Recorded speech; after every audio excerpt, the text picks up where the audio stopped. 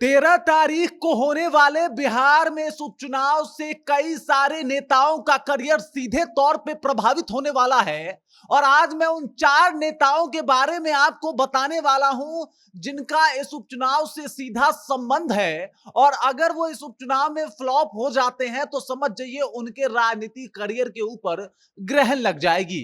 अब उन 4 नेताओं के बारे में जब आप तक जानकारी पहुंचाऊंगा तो आप भी एकदम से हतप्रभ रह जाएंगे कि आखिरकार ये नेता इस लिस्ट में कैसे शामिल हो गए हैं। और ये कारण भी बताऊंगा कि इनको इस लिस्ट में क्यों रखा हूं मैं। लेकिन उससे पहले मेरा परिचय जान लीजिए। मेरा नाम है रजत और आप जनता जंक्शन देख रहे हैं। बिहार में होने वाले इस उपचुनाव को लेके कई राजनीति पार्टियां, कई राजनीति के जाने वाले जो लोग हैं वो लोग ये बता रहे हैं कि ये जो उपचुनाव है वो सेमीफाइनल मैच है।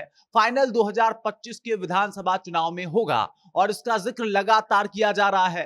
तब इस उपचुनाव के लिहाज से कई नेताओं का जो करियर है वो इस उपचुनाव पे टिका हुआ है। और उसमें पहले नंबर पे आते हैं प्रशांत किशोर। प्रशांत किशोर जो एकदम से पूरा भीड़ और माहौल जुटाने के लिए माहिर हैं। बिहार के राजनीति में एक नए ऑप्शन बन के आए हैं और हर तरफ इनकी चर्चा हो रही है। कई बार आरजेडी से लेके बीजेपी के बड़े बड़े नेताओं के द्वारा प्रशांत किशोर की बात की जाती है। और प्रशांत किशोर के लिए रणनीति भी बननी अभी से शुरू हो गई है कि आखिरकार प्रशांत किशोर से किस तरीके से अपने वोटरों को बचाना है।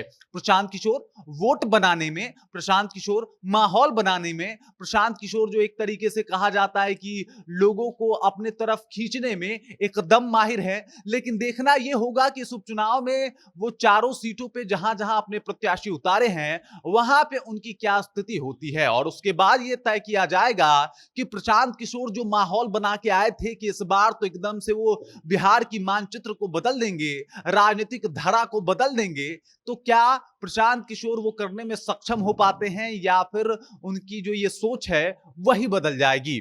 अब दूसरे नंबर पे जिस नेता को रखा हूं उनके बारे में भी जान लीजिए। दूसरे नंबर पे आते हैं तेजस्वी यादव। अब आप ये सोच रहे होंगे कि लगातार बेहतरीन प्रदर्शन करने वाले तेजस्वी यादव का करियर इस उपचुनाव पे कैसे टिका है।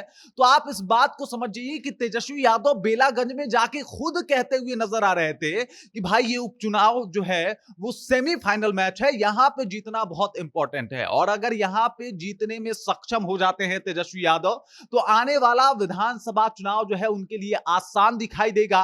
आसानी से उस वो चुनाव को जीत सकते हैं। लेकिन अगर यहां पे फेल हो गए तो एक बार फिर से उनका सपना टूट जाएगा। और इस वजह से ये चुनाव उनके लिए एकदम से अग्नि परीक्षा साबित हो रही है। मतलब तेजस्वी यादव का प्रदर्शन कितना बेहतर होगा इस चुनाव में, वैसा ही रिजल्ट जो है विधानसभा चुनाव 2025 में देखने को मिलेगा। वैसे भी कहा जाता है कि जो एक बेहतर नेता होता है उसे कई सारे परीक्षाओं से होकर गुजरना पड़ता है। तब अगर तेजस्वी यादव को मुख्यमंत्री बनना है तो उनको भी कई छोटी बड़ी परीक्षाओं से होकर गुजरना पड़ेगा। और उसमें ये जो अभी उपचुनाव हो रहा है वो भी शामिल है। अब तीसरे नंबर पे नेता है ओसामा साहब। बिल्कुल, मरहूम शहाबुद्दीन के बेटे ओसामा साहब इस लिस्ट में तीसरे नंबर पे आते हैं। क्योंकि समझ जाइए यहां से इनकी राजनीतिक करियर की शुरुआत हो रही है। बेलागंज में तेजस्वी यादव ने ओसामा साहब को उतारा भी था ताकि मुसलमान वोटरों को एक किया जा सके और मुसलमान वोटर इनके पक्ष में आ जाए। लेकिन अगर ये काम करने में नाकामयाब हो जाते हैं ओसामा साहब तो उनके लिए आगे का जो चुनावी रास्ता होगा वो थोड़ा मुश्किल से भरा होगा। लेकिन अभी शुरुआती दौर है, एक माहौल है। मरहूम शहाबुद्दीन का जो एक तरीके से इमोशन लोगों में अभी कूट कूट के भरा है, अगर वो इस इमोशन को वोट में तब्दील करने में कामयाब हो जाते हैं तो ये आप बात समझ जाइए कि ओसामा साहब का नाम भी मोहम्मद शहाबुद्दीन की तरफ फटेगा।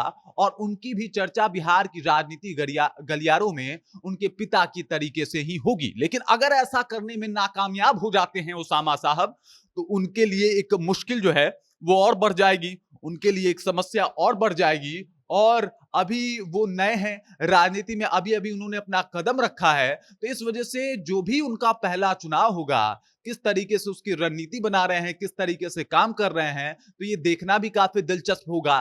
इस वजह से ये चुनाव जो है ओसामा साहब के लिए भी एक राजनीतिक चुनौती है और ये उनकी अग्नि परीक्षा है। और चौथे नंबर पे आते हैं दिलीप जायसवाल। अब समझ जाइए, सम्राट चौधरी को अध्यक्षता के पद से हटाने के बाद दिलीप जायसवाल को मौका दिया जाता है कि चलिए भाई, बिहार प्रदेश में आप अध्यक्षता कीजिए बीजेपी की, और यहां पे दिलीप जायसवाल का ये पहला चुनाव होगा और ये चुनाव 4 सीटों पे एनडीए लड़ रही है। इसमें दिलीप जायसवाल अपनी भूमिका कैसे निभाते हैं, ये देखना काफी दिलचस्प होगा। आप देख लीजिए, चुनाव में ही अध्यक्ष लोगों का एक देखा जाता है कि भाई किस तरीके से वो अपने नेताओं को, अपने कार्यकर्ताओं को लीड करते हैं, और जब इस उपचुनाव में अपना प्रदर्शन दिखाएंगे दिलीप जायसवाल, तो ही ये तय किया जाएगा कि भाई साहब, ये जो 25 का विधानसभा चुनाव है वहां तक ये अध्यक्ष रहने लायक हैं कि नहीं है, किस तरीके का इनका प्रदर्शन हो रहा है, क्या ये अपने वैश्य वोटरों को अपने पक्ष में लाने में कामयाब हो पा रहे हैं कि नहीं हो पा रहे हैं, क्या बिहार की राजनीतिक गलियारों में इनकी चर्चा इस चुनाव के बाद हो रही है कि नहीं हो रही है, और उसके बाद यह तय किया जाएगा कि कितने कारगर साबित हो रहे हैं। तो यही वो 4 नेता हैं जो इस उपचुनाव में उनकी अग्नि परीक्षा होने वाली है। पहले नंबर पे प्रशांत किशोर, दूसरे नंबर पे तेजस्वी यादव, तीसरे नंबर पे ओसामा साहब, और चौथे नंबर पे है दिलीप जायसवाल। इस बार यही तय होगा कि आखिरकार ये अग्नि परीक्षा में किस तरीके से ये अपने आप को साबित करते हैं। बाकी इस खबर को लेके, इन नेताओं को लेके, और जिस तरीके की मैंने ये जानकारी दी है, उसके बारे में आप क्या सोचते हैं, आपके जहन में क्या कुछ चल रहा है, कृपया कमेंट कीजिए और अपना विचार हम तक पहुंचा दीजिए। बाकी आप देख रहे हैं जनता जंक्शन और मेरा नाम रजत है।